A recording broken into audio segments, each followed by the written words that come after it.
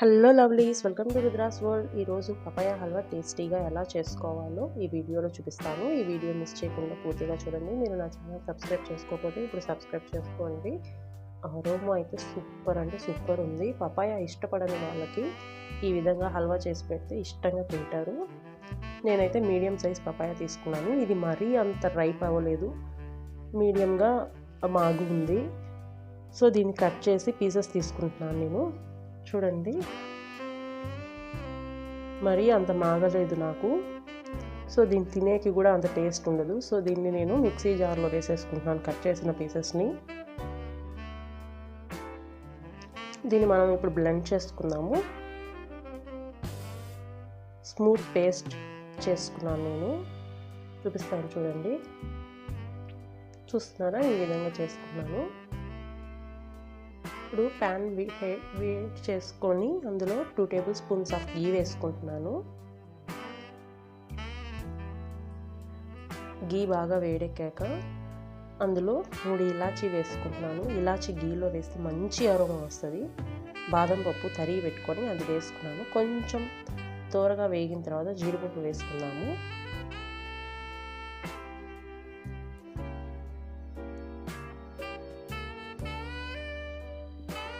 జీడిపప్పు వేసుకుంటున్నాను.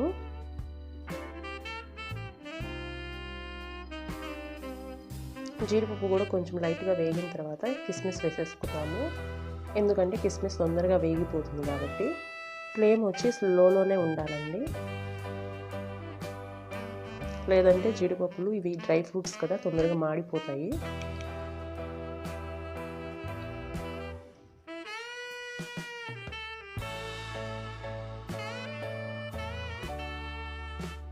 ఇవన్నీ వేగిపోయాయండి. ఇవన్నీ ఒక ప్లేట్లో తీసేసుకుందాము.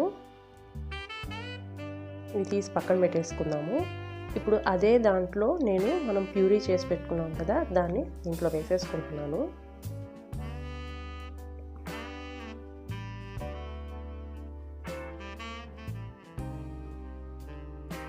దీన్ని ఒకసారి బాగా కలుపుకోవాలి.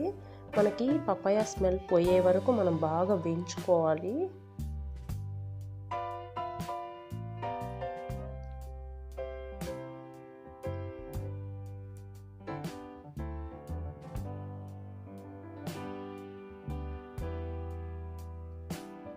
ఒకసారి నెయ్యి మొత్తం కలిసేలాగా బాగా వేయింపుకుందాము. ఒక 10 మినిట్స్ పడుతుందండి బాగా వేగేకి. బాగా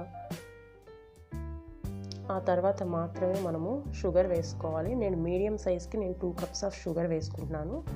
మీరు ఈ షుగర్ అయితే సరిపోతుంది. మీరు ఇంకా చక్కెర ఎక్కువ తినే వాళ్ళైతే ఇంకొంచెం ఎక్కువ వేసుకోవచ్చు. లేదు తక్కువ తింటాం మేము అని అనుకునే వాళ్ళు 1.5 కప్ సరిపోతుంది. షుగర్ మాత్రం చూసి వేసుకోండి. ఈ షుగర్ వేసిన తర్వాత బాగా వేగాలండి.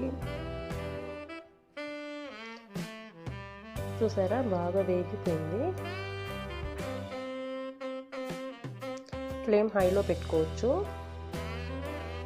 దగ్గర ఉంటే మాత్రం ఫ్లేమ్ హైలో పెట్టుకోవచ్చు, లేదంటే అడుగు అంటిపోతుంది. మనము ఇలా చేసేటప్పుడు అడుగు అంటకూడదండి. ఇట్లా కలిపేటప్పుడు మనకు తెలుస్తుంది.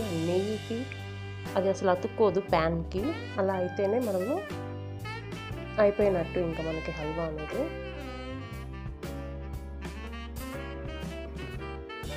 లాస్ట్లో మనం గార్నిషింగ్ కోసం మనం ముందుగా డ్రై ఫ్రూట్స్ వేసుకున్నాం కదా, అవి వేయించుకున్నాము కదా, అవి పైన అలా గార్నిషింగ్ చేసేసుకోండి. అంతే అండి, ఎంతో టేస్టీ హెల్దీ అయిన పపాయ హల్వా రెడీ అయిపోయింది. మీరు మీ ఇంట్లో ట్రై చేసి మీకు ఎలా వచ్చిందో కింద కామెంట్లో పెట్టండి. Thank you so much for watching my channel. Please subscribe.